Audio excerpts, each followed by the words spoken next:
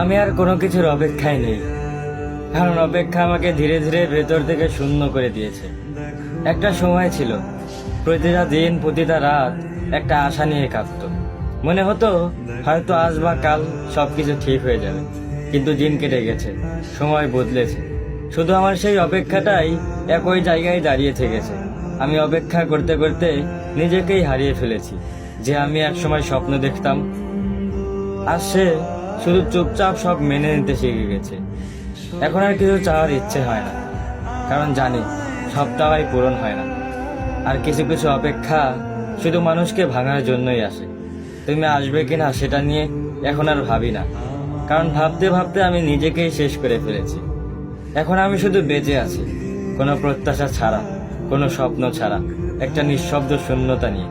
হয়তো এটাই ভালো, কারণ যখন কিছুই আশা করা হয় না, তখন আর কিছু হারানোর ভয়ও থাকে না। তবুও মাঝে মাঝে মনে হয় এই শূন্যতার ভেতরেও কোথাও না কোথাও একটা জায়গা আছে, যেখানে এখনো তোমার জন্য একটু অপেক্ষা বেঁচে আছে।